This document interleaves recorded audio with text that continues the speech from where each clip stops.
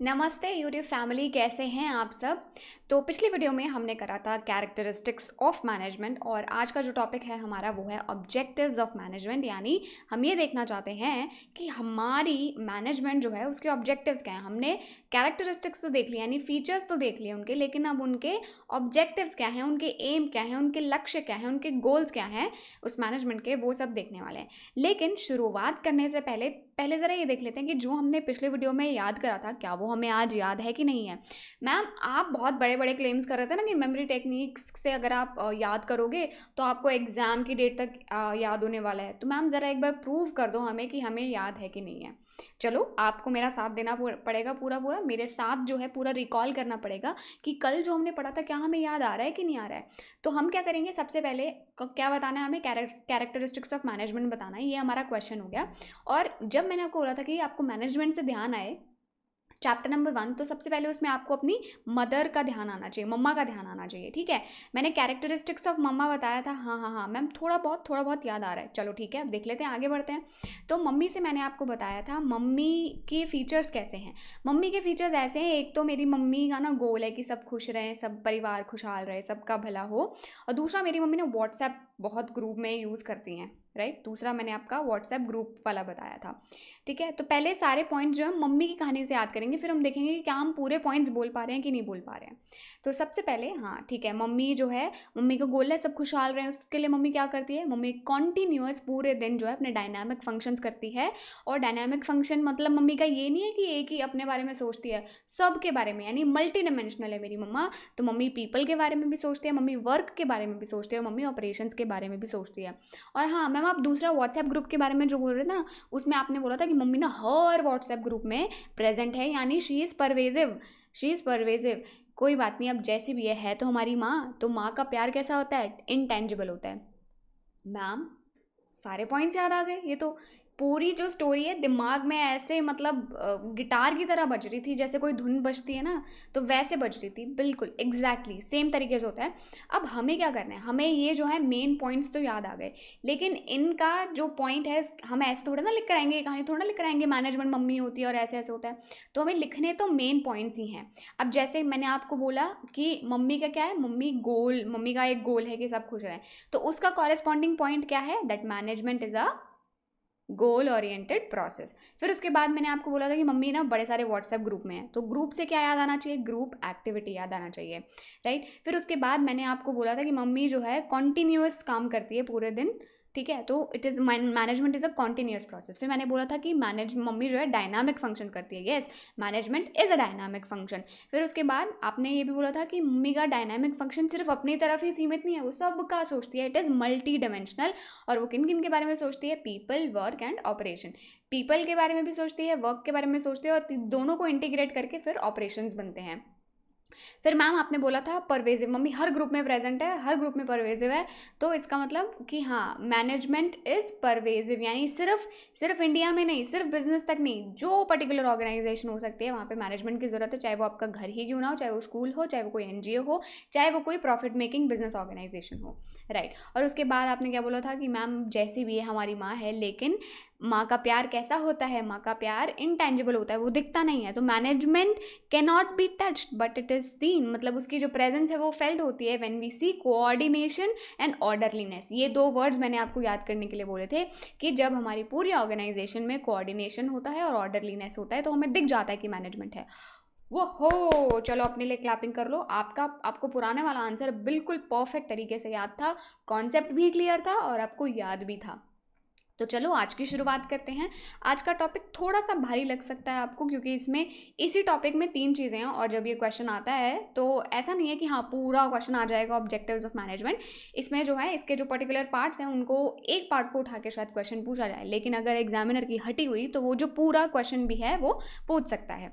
Objectives of management, सबसे पहले मुझे ये बता दो ऑब्जेक्टिव का मतलब क्या होता है। अगर मैंने डिक्शनरी में जाके देखा, मतलब अगर क्या, मैंने देखा ही है, मैंने लिखा है आप लोगों के लिए, तो डेफिनेट सी बात है कि मैंने देखा ही होगा, तो मैंने आप लोगों के लिए लिखा। देखो मुझे सब पता है, मैं तो सर्वज्ञानी हूँ, मजाक कर रही हूँ, ऐसा बिल्कुल भी नहीं है। ऐसे ही मैं आप सबको मस्ती के साथ मस्ती करने के लिए बोल देती हूँ आपसे। बट हाँ सी, जब भी हमें कुछ छोटी छोटी चीज़ों का मतलब नहीं पता होता ना, तभी हम वहाँ पे कन्फ्यूज हो जाते हैं।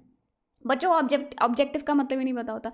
अरे ऑब्जेक्टिव का मतलब होता है कुछ ऐसी चीज़ जिसके लिए हम मेहनत कर रहे हैं, ठीक है। क्लास 12th बोर्ड में अच्छे मार्क्स चाहिए तभी तो आज बैठ के पढ़ रहे हो ना, वरना क्या ऑब्जेक्टिव है, क्या है। तो अगर सिंपल सरल भाषा में बोलें तो आप इसको एम बोल सकते हो, गोल्स बोल सकते हो, एंड एक्शन बोल सकते हो, यानी जो हमें एंड रिजल्ट चाहिए ना, तो वो हमारा ऑब्जेक्टिव है। और हिंदी भाषा में सिंपली आप इसे लक्ष्य बोल सकते हो। तो अगर आपके एग्जाम में आ जाए what are the goals of management, तो आपको पता है कि आपको किसका आंसर लिखना है। अभी जैसे हमने पिछली बार करा था कैरेक्टरिस्टिक्स ऑफ मैनेजमेंट, एग्जामिनर क्या करेगा, तुम्हारी घुमाने की कोशिश करेगा, पूछेगा कि अच्छा फीचर्स ऑफ मैनेजमेंट बता दो, तो क्या हम कंफ्यूज होंगे क्या? बिल्कुल नहीं बाबा, बिल्कुल नहीं। तो ऐसे ही गोल्स पूछ ले, एम पूछ ले मैनेजमेंट के, तो हमें कंफ्यूज नहीं होना है।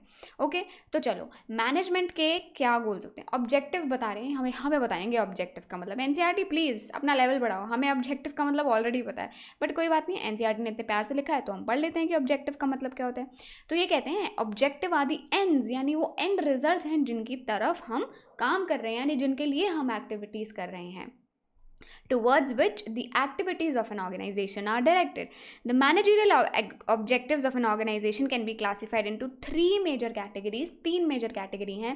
सबसे पहले है organizational objectives, फिर social objectives और फिर है personal objectives। Organisational objectives, social objectives and personal objectives. तो ये तीन चीज़ें हैं, इन तीनों को हमें डिटेल में पढ़ना है और हर किसी के सब पॉइंट्स हैं। मैम अब तो हमारी धन्नो लग जाएगी ना, क्योंकि ये तो हमें याद था और बाकी का हमें हर एक के अंदर इतने सारे पॉइंट्स याद करने पड़ेंगे। शांत ना, मैं हूँ, टेंशन मत लो, मैं हूँ ना। तो अभी हम पहले समझेंगे, फिर उसके बाद रट्टा मारने का काम करेंगे। तो चलो समझ लेते हैं। सबसे पहले बात करेंगे ऑर्गेनाइजेशनल ऑब्जेक्टिव्स, यानी ये ऑर्गेनाइजेशनल नाम से नहीं पता चल रहा तुम्हें कि ये ऑर्गेनाइजेशन के ऑब्जेक्टिव, यानी जो कंपनी है, जो एंटिटी है, जो फर्म है, उसके बारे में बात हो रही है कि अपने लिए उनके क्या ऑब्जेक्टिव हैं। जैसे अब एक ऑर्गेनाइजेशन एग्जिस्ट करी, उसके खुद के लिए भी तो कुछ ऑब्जेक्टिव होते हैं ना, कि वो क्या करना चाहती है, क्या अचीव करना चाहती है, क्या गोल्स हैं उसके, तो उसी के बारे में। तो उन्होंने बोला है एक ऑर्गेनाइजेशन के तीन मेन गोल होते हैं, सर्वाइवल, प्रॉफिट और ग्रोथ। सर्वाइवल, प्रॉफिट और ग्रोथ, तीन ही चीज़ें हैं। सर्वाइवल ये कि भाई वो एग्जिस्टिंग करंट में जितनी भी प्रॉब्लम्स चल रही हैं वो उनको सॉल्व कर ले और सर्वाइव कर ले, ठीक है। सर्वाइव करना ही सबसे इंपॉर्टेंट बात है।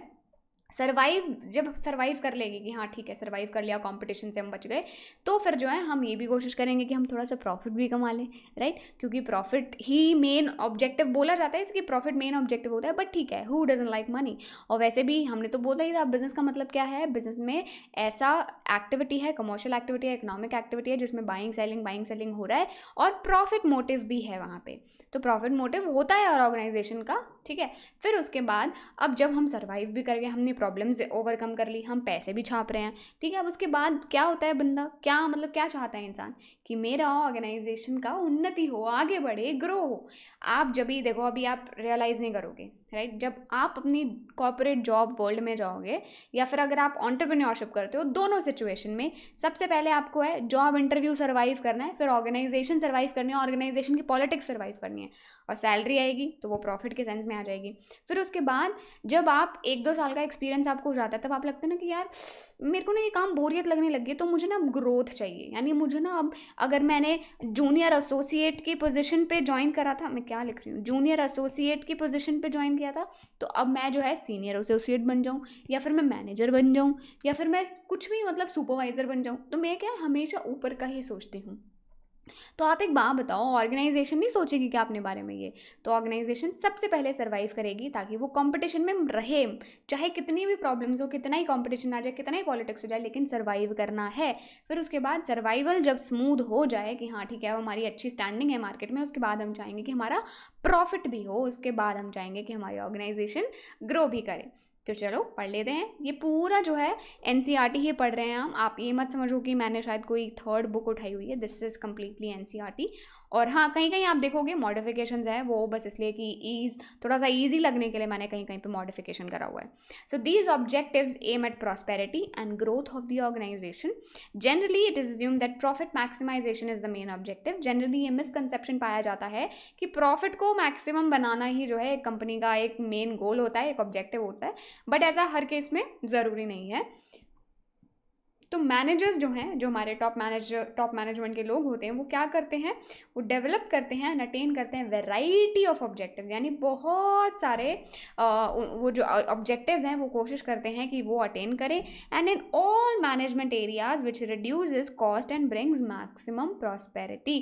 तो वो चाहते हैं कि हमारी कॉस्ट रिड्यूस हो और जिससे धीरे धीरे हमारी ऑर्गेनाइजेशन फले फूले, पैसे कमाए, प्रॉस्पेरिटी लेकर आए। ठीक है, फिर उसके बाद चलो अब देख लेते हैं, जब हमने पढ़ ही लिया, उसका बेसिक अंडरस्टैंडिंग ले लिया कि यहाँ पे ये क्या कहने वाले हैं, तो चलो अब हर एक पॉइंट को थोड़ा सा डिटेल में पढ़ लेते हैं, क्योंकि ये सीधा सीधा क्वेश्चन आ सकता है, what are the organisational objectives of management. तो ये रहा, पहला तो सर्वाइवल है, सर्वाइव करना है, बस प्रॉब्लम से जूझना है और उनको सॉल्व करना है, बस हार नहीं माननी है, फेल नहीं हो जाना। अभी अगर आप थोड़ी बहुत न्यूज़ फॉलो करते हो तो बेटा येस बैंक में क्या हुआ है पता ही चल रहा है आपको। इतनी ज़्यादा प्रॉब्लम्स हो गई कंपनी में, इतनी ज़्यादा प्रॉब्लम्स हो गई बैंक में कि बैंक आरबीआई को इंटरवीन करना पड़ गया, सेबी को इंटरवीन करना पड़ गया कि हाँ अब मुझे जो है तुम्हारी हालत, सरकार है ना, सरकार तो अपने बच्चों को ऐसे थोड़ी ना मरने देगी। तो बैंक को बचाने के लिए फिर सारे जो फाइनेंस मिनिस्टर है वो सब लग गए कि हमारे बैंक को बचाना पड़ेगा, क्योंकि इंडिया में वैसे लाइक रिकॉर्ड है, इंडिया में भी तो कोई बैंक का दिवाला नहीं निकला है। ओके, तो इसीलिए तो हमें सर्वाइव करवाना ज़रूर है, और चाहे फिर वो चलो येस बैंक का एग्जाम्पल हो या फिर हमारी अपनी ऑर्गेनाइजेशन हो। The basic purpose of every organisation is to survive and exist in the competition market for a long period of time. It is possible only when it is able to cover its cost. और अगर cost ही नहीं cover कर पा रही है एक organisation तो कैसे सर्वाइव करेगी, क्योंकि कॉम्पिटिटर क्या करेगा, कॉम्पिटिटर तो करेगा ना कि हाँ MRP मान लो 10 रुपये है, 2 रुपये का प्रॉफिट है, 12 रुपये की चीज़ है। अब मैं अगर अपनी कॉस्ट को ही नहीं कवर कर पा रही हूँ, मतलब मेरा प्रोडक्ट कोई 12 रुपये में खरीद ही नहीं रहा, मेरा 10 रुपये की कॉस्टिंग है और लोग इसे 8 रुपये में खरीदने के लिए रेडी हैं लेकिन 12 रुपये नहीं दे रहे, तो मैं अपनी कॉस्ट कहाँ कवर कर पा रही हूँ, तो फिर तो मैं सर्वाइव ही नहीं कर पाऊंगी ना लॉन्ग रन में। ठीक है, profit, the most important objective of any organization is to earn adequate amount of profit. Profit is essential for survival. पहले आपने बोला, वैसे देखो इनडायरेक्टली पहले प्रॉफिट होना चाहिए फिर सर्वाइवल होना चाहिए, क्योंकि प्रॉफिट होगा ही नहीं तो धीरे धीरे ऑर्गेनाइजेशन मर जाएगी। वैसे अब आप बोलोगे कि मैम अमेजोन तो कितने साल से चल रही है, मैम वो तो अभी भी लॉस मेकिंग कंपनी है, वो तो मतलब कितना करोड़ों करोड़ों में लॉस बना रहे हैं लेकिन वो तो सर्वाइव कर रही है। हाँ देखो, उनका लॉस इसलिए है क्योंकि वो नए नए इन्वेस्टमेंट्स करते रहते हैं। अगर आप स्टडी करोगे अमेजोन के बारे में तो वो लोग क्या करते हैं, नए नए बिजनेसेस एक्वायर करते रहते हैं। जैसे ही उनको लगता है कि प्रॉफिट उनके पास फंड्स आ गए हैं, क्योंकि उनके लिए इन्वेस्टर्स रेडी हैं, उनको बहुत पैसा मिला है इन्वेस्टर से। जैसे इन्वेस्टर का पैसा आता है, they invest in technology, they invest heavily in technology, they invest heavily in the new ideas, ताकि उनका जो वर्च्यूज़ हैं, पूरे सारे जो बिजनेस वर्च्यूज़ हैं वो एक्सपैंड होते रहें। ओके, सो प्रॉफिट है, प्रॉफिट अगर होगा नहीं तो सर्वाइव नहीं कर पाएगी। यहाँ पे भी उन्होंने ये लिखा हुआ है कि profit is essential for survival. तो पहले हम प्रॉफिट भी बोल सकते हैं, बट ठीक है सर्वाइवल भी इंपॉर्टेंट है। प्रॉफिट आता रहेगा, और क्योंकि मैंने अमेजोन का एग्जांपल दिया कि सर्वाइव कर पा रही है, प्रॉफिट नहीं है तब भी, इसीलिए यहाँ पे सर्वाइवल पहले है।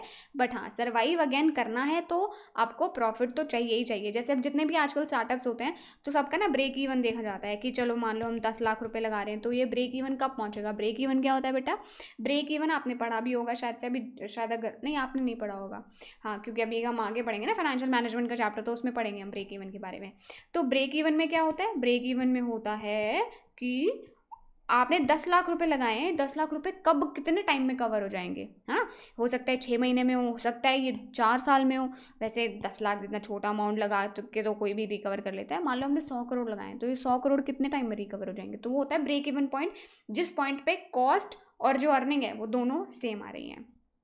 ओके, सो ना प्रॉफिट ना लॉस, ये होता है ब्रेक इवन का सिचुएशन, ना प्रॉफिट है ना लॉस है। तीसरा पॉइंट है growth. Business organisation must grow and expand their activities. तो उन्हें क्या है, धीरे धीरे ग्रोथ की तरफ चलना ही चाहिए, अदरवाइज स्टैग्नेंसी आ जाएगा और ऑर्गेनाइजेशन जो है फिर ऐसे ही मोनोटोनस बिजनेस होता रहेगा, फिर ग्रो नहीं कर पाएगी organisation. The success of any organisation is measured by the growth rate. किसी भी ऑर्गेनाइजेशन का सक्सेस रेट कैसे मेजर करते हैं, उसकी ग्रोथ रेट निकाल के। एंड ग्रोथ कैसे मेजर करते हैं, कितनी सेल हुई है, कितने नंबर ऑफ ब्रांचेस हमने खोले हैं, कितने नंबर ऑफ नए प्रोडक्ट प्रोडक्ट्स हमने लॉन्च करे हैं, कितने नंबर ऑफ एम्प्लॉयज़ हमारा जो बिजनेस है वो डेली बेसिस पे ज्वाइन कर रहे हैं, if not on daily basis but हाँ जो रेगुलरली हमारी कंपनी को ज्वाइन कर रहे हैं, क्योंकि हमारे पास काम बढ़ रहा है तो हमें लोग भी चाहिए, और लोग बढ़ाने पड़े हैं तो हायरिंग करनी पड़ेगी, फिर हायरिंग ज़्यादा करेंगे तो डेफिनेट सी बात है हमारे पास पैसे तो होना चाहिए उन लोगों की सैलरी देने के लिए, समझे। तो 3 मेन गोल्स हैं, सर्वाइवल, प्रॉफिट एंड ग्रोथ। चलते हैं दूसरे ऑब्जेक्टिव की तरफ जो है सोशल ऑब्जेक्टिव्स।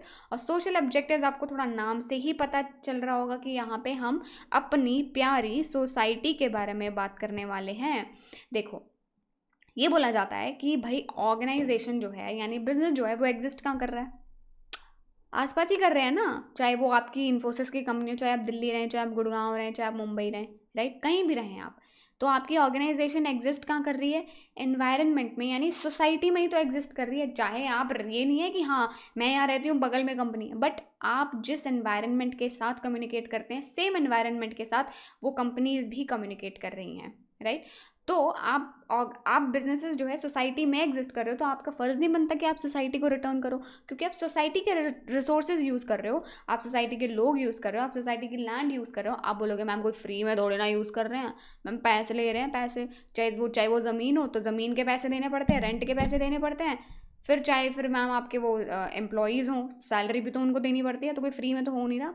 देखो अब क्या है कि सैलरी हो जाती है, रेंट भी हो जाता है, राइट, लेकिन उसके बाद जो प्रॉफिट बचता है ना कंपनी के पास वो बहुत मैसिव अमाउंट्स में भी बचता है, तो वो मैसिव अमाउंट में से आपको जो है थोड़ा बहुत दान पुण्य कर देना चाहिए।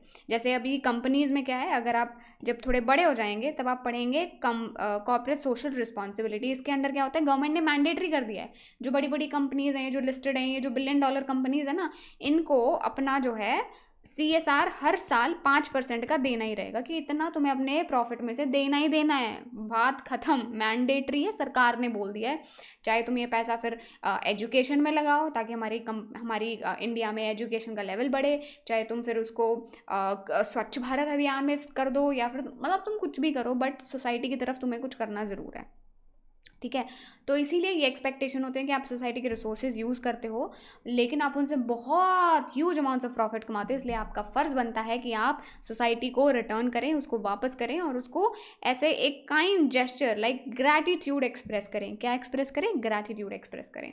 तो social objectives of the organisation deal with the commitment of the organisation towards the society. Business organisation are the part of the society. Business organisation क्या है, ये पार्ट ही तो है सोसाइटी का। They on by using the resources of the society and they must do something for the society also. Society ने आपको क्या दिया, क्या क्या नहीं दिया, ओ आई एम सॉरी, सोसाइटी ने आपको क्या क्या नहीं दिया, सोसाइटी ने आपको बिजनेस दिया, पीपल दिए, लैंड दिए, रिसोर्सेज दिए, सब कुछ दिया, और आपने क्या दिया, आपने सिर्फ एम्प्लॉयमेंट अपॉर्चुनिटीज़ दो दी, वो तो ठीक है, लेकिन आपको और भी कुछ देना चाहिए।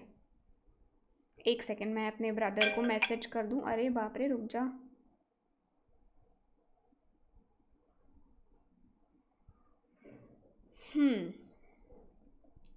ठीक है। तो उसके बाद हाँ, they earn by using the resources of the society, so they must do something for the society also. उन्हें सोसाइटी के लिए कुछ करना चाहिए। तो अब मेजर सोशल ऑब्जेक्टिव्स जो हैं वो क्या क्या हो सकते हैं, supply of quality products as reasonable prices. आप जो है जाहिर सी बात है जो अभी आप प्रोडक्ट वगैरह बना रहे हो उसका रीजनेबल प्राइस रखो और उसकी क्वालिटी मेंटेन रखो। Contribution towards desirable civic activities. Civic क्या होता है, सिविक यानी जो आपके टाउन या सिटी या पीपल से, जो उस टाउन में लोग रह रहे हैं उनसे रिलेटेड हो, उन लोगों के लिए कुछ एक्टिविटीज़ कर दो, कुछ पढ़ाई, कुछ स्कूल खोल दो छोटा सा कुछ, या फिर पार्क खोल दो, कम्युनिटी पार्क खोल दो, या फिर कोई जिम खोल दो, आजकल ओपन जिम बड़ा चल रहा है, तो ये सब आप सिविक एक्टिविटीज़ के लिए करो, कंट्रीब्यूट करो। फिर इकोनॉमिक वेल्थ जनरेट करो, हमारी कंट्री की GDP बढ़ाओ, एम्प्लॉयमेंट अपॉर्चुनिटीज़ क्रिएट करो, एम्प्लॉयमेंट अपॉर्चुनिटीज़ अच्छे लोगों के लिए भी, और इनफैक्ट जो वीकर सेक्शन ऑफ सोसाइटी है उनके लिए भी, मतलब लेबर वेबर का काम अगर आपकी मैन्युफैक्चरिंग यूनिट है तो आपको उनको भी जो है एम्प्लॉयमेंट अपॉर्चुनिटीज़ प्रोवाइड करनी चाहिए। फिर उसके बाद financial support to the communities, इतनी सारी कम्युनिटीज़ हैं, आप उनको जो है फाइनेंशियल सपोर्ट दो। Organising educational, health and vocational training programmes, आप जो है ट्रेनिंग प्रोग्राम्स भी कंडक्ट करो। बहुत सारी मैन्युफैक्चरिंग कंपनीज ऐसी होती हैं जिसमें क्या है वो वोकेशनल, जिन्होंने वोकेशनल कोर्सेज करे हुए होते हैं उन्हीं को हायर करती हैं। जैसे वोकेशनल कोर्सेज को, जैसे ये इलेक्ट्रिशियंस और ये सब के वोकेशनल कोर्सेज हो गए, ठीक है। फिर उसके बाद आपके जैसे और क्या क्या हो सकते हैं, हाँ जैसे आजकल मतलब ये जो सुइंग वगैरह है इसको भी बोलते हैं, जिसको थोड़ा जिसको भी थोड़ा फैशन डिज़ाइनिंग वाली लाइन में जाना होता है, तो पहले अगर वो अच्छे बैकग्राउंड, अगर वो ऑब्वियसली अगर अफोर्ड कर सकते हैं तो डेफिनेटली बड़े से बड़े इंस्टीट्यूट में जा सकते हैं, NIFT, national institute of fashion technology, right. तो ऐसे फिर उसके बाद आप जो है या फिर स्विंग वगैरह अगर ज़्यादा नहीं है, अगर पैसे नहीं है, तो डेफिनेटली आप ये वोकेशनल कोर्सेज कर सकते हैं। फिर उसके बाद और भी बहुत सारे डिफरेंट डिफरेंट वोकेशनल कोर्सेज होते हैं, तो आप वो उनके लिए एजुकेशनल या फिर हेल्थ या ऐसे ट्रेनिंग प्रोग्राम्स आप कंडक्ट करते रहिए। Participating actively in social service projects of government and NGO। Social service projects में आपको definitely time to time participate करना चाहिए। बेटी पढ़ाओ बेटी बचाओ आंदोलन, स्वच्छ भारत अभियान और बहुत सारी ऐसी ऐसी जो हैं चीज़ें निकलती रहती हैं। Using environmental friendly methods of production, आपको जो अपने वेस्ट है, आपका जो इंडस्ट्रियल वेस्ट है वो रिवर्स में डंप नहीं करना है, ठीक है। उसके बाद प्लास्टिक कम से कम यूज़ करो। अब तो कितनी जगह प्लास्टिक बैन भी हो गया, बट लोग मानते कहाँ हैं अभी। खैर छोड़ो, ये सब की बातें हम बाद में करेंगे, बट आपको environmental friendly methods of production use करने हैं ताकि आप एनवायरनमेंट के ऊपर कम से कम इम्पैक्ट डालें। जैसे आजकल कार्बन फुटप्रिंट वाला भी चीज़ चली है, अगर आपको नहीं पता तो इसके बारे में थोड़ा सा पढ़े। कार्बन फुटप्रिंट, इसमें क्या है कि मेजर करते हैं कि एक जो कंपनी है फिर एक जो प्लांट है, उनका जो प्लांट है उसका कार्बन फुटप्रिंट कितना है, कि वो जितनी भी ये मान लो जितना धुआं निकल रहा है, जितने वो वेस्ट प्रोड्यूस कर रहे हैं, उससे कितना इम्पैक्ट पड़ रहा है, ओके। फिर उसके बाद providing employment opportunities to weaker section of society, ये हमने ऑलरेडी कर लिया। तो क्या क्या है दोबारा देख लेते हैं। क्वालिटी प्रोडक्ट्स देने हैं, सिविक एक्टिविटीज़ के लिए कंट्रीब्यूट करना है, वेल्थ इकोनॉमिक वेल्थ बढ़ानी है, हमें एम्प्लॉयमेंट अपॉर्चुनिटीज़ देनी है, हमारे नॉर्मल लोगों को भी देनी है और वीकर सेक्शन ऑफ सोसाइटी को भी देनी है। उसके बाद फाइनेंशियल सपोर्ट देना है कम्युनिटीज़ को। उसके बाद ये ट्रेनिंग प्रोग्राम्स कंडक्ट कराने हैं, सोशल सर्विस में हमें पार्टिसिपेट करना है, गवर्नमेंट की स्वच्छ भारत अभियान, बेटी पढ़ाओ बेटी बचाओ आंदोलन। और अभी तो आपको पता है ना, प्राइम मिनिस्टर का जो कोविड फंड चला है, प्राइम मिनिस्टर फंड, जिसमें आप कोरोना वायरस के लिए भी जो है डोनेट कर सकते हो, तो वो भी है। फिर एनवायरमेंटल फ्रेंडली, और आपको पता है रतन टाटा जी ने 1500 करोड़ रुपए डोनेट करे हैं, ठीक है। Edu91 ने कितने करे हैं मैम? Edu91 ने 1 लाख डोनेट करा है, okay. So environmental friendly methods of production. फिर उसके बाद लास्ट में एम्प्लॉयमेंट अपॉर्चुनिटीज़ दो। तीसरा, पर्सनल ऑब्जेक्टिव्स और ह्यूमन ऑब्जेक्टिव्स और इंडिविजुअल ऑब्जेक्टिव।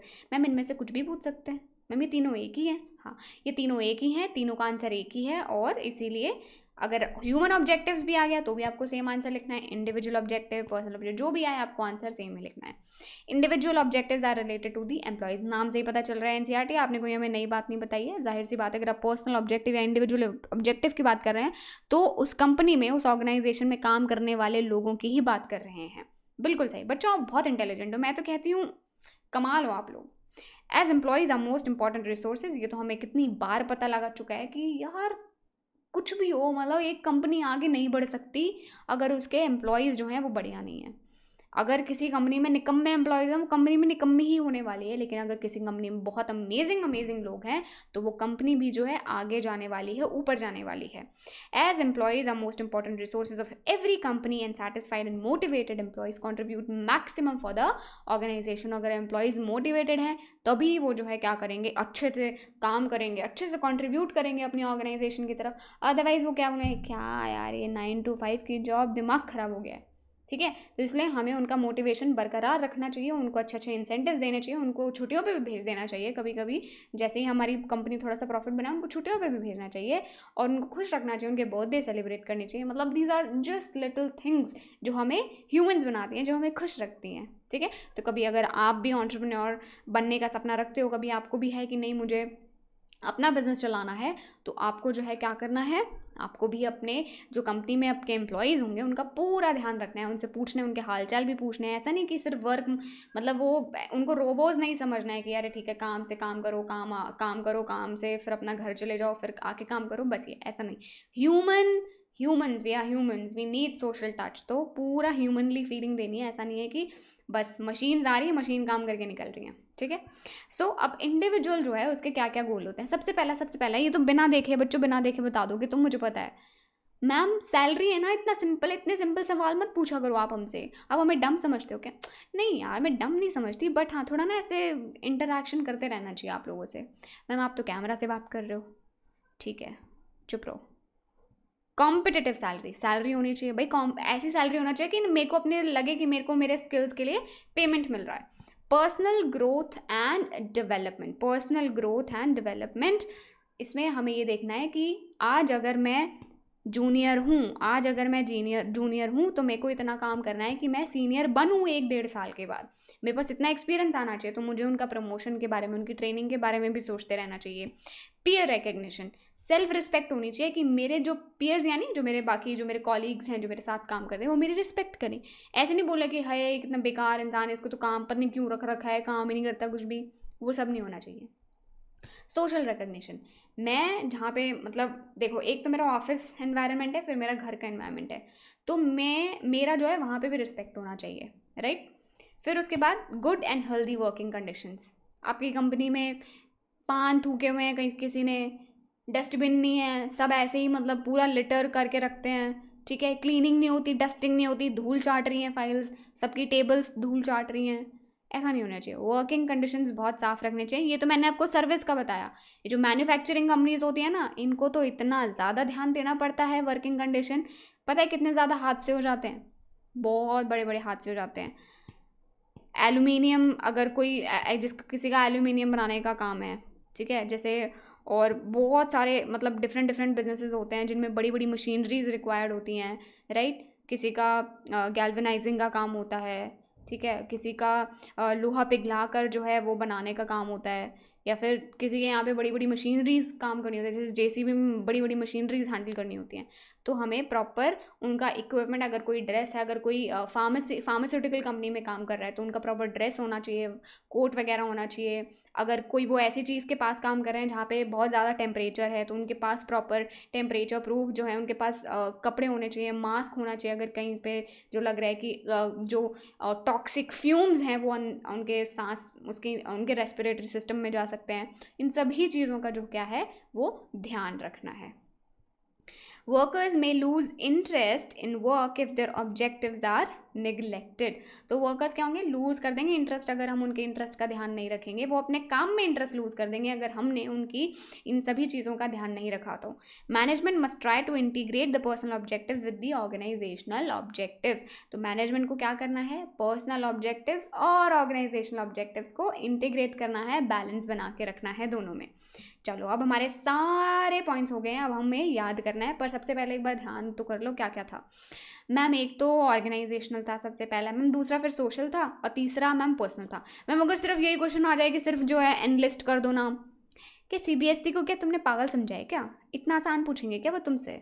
वैसे भी आजकल तो धीरे धीरे उनका ये मानना है कि भाई बच्चे के पास एनालिटिकल माइंडसेट होना चाहिए, तो उसको ना हम सीधे क्वेश्चन तो दें, मतलब देंगे, सीधे क्वेश्चन देंगे, लेकिन ऐसा नहीं होगा पूरा क्वेश्चन पेपर सीधे क्वेश्चन से भरा होगा। केस स्टडी भी देंगे, एमसीक्यू भी देंगे, फिल इन द ब्लैंक्स भी देंगे, 1 marker, 2 marker, 3 marker, 4 marker, 5 marker, 6 marker, 2 marker नहीं होते, 1, 3, 4, 5 और 6 मार्कर्स जो हैं देंगे, पूरा भर के देंगे। हाँ तो भाई सीबीएसई का एग्ज़ाम ऐसे मतलब बेबी एग्जाम नहीं होने वाला है, लेकिन अगर आप एफर्ट्स करोगे तो definitely it will look like a baby exam, it will look like a cakes walk for you. So हो गया, इतना तो तुम्हें याद हो गया, ऑर्गेनाइजेशनल, सोशल एंड पर्सनल। चलो अब हम याद करते हैं, हम अब चलते हैं अपनी कहानी पे। ये memory technique time, my favourite time, आपके लिए बोल रही हूँ मैं, ठीक है। तो अब मैंने आपको बोला था मैनेजमेंट से क्या याद आना चाहिए, मम्मा याद आना चाहिए, ठीक है। हमने मम्मा की कैरेक्टरिस्टिक्स देख ली थी, मम्मा कैसी है, गोल ओरिएंटेड है, मम्मा व्हाट्सएप ग्रुप में है, राइट। अब हमें देखना है कि मम्मी का लक्ष्य क्या है, मम्मी का लक्ष्य क्या है। देखो मम्मी के ना 3 लक्ष्य हैं।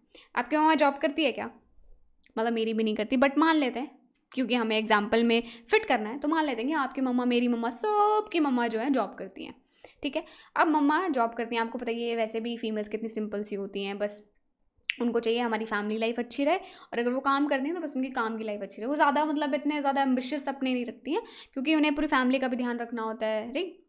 तो बट ऐसा नहीं है कि जो जो जो लड़कियां ये वीडियो देख रही हैं उनको लग रहा है कि हाँ हमारे भी ऐसे होने चाहिए, नहीं। जितना अगर आपको एम्बिशियस बनना है दैट्स योर चॉइस। मैं हमारी मम्मियों की बात कर रही हूँ क्योंकि उनको इतना एक्सपोजर नहीं मिला, राइट। सो आप प्लीज़ पूरा एम्बिशन के साथ अपना आगे बढ़ें, अपने करियर को पूरा चॉइस दें, राइट। सो फीमेल का सिर्फ यही काम नहीं है कि हाँ बेबीज़ करने हैं और फिर आगे बढ़ाना है, वो भी है, that is also very important because males can not do it, right, for obvious reason. So we have this power of making babies, creating babies, giving life, right.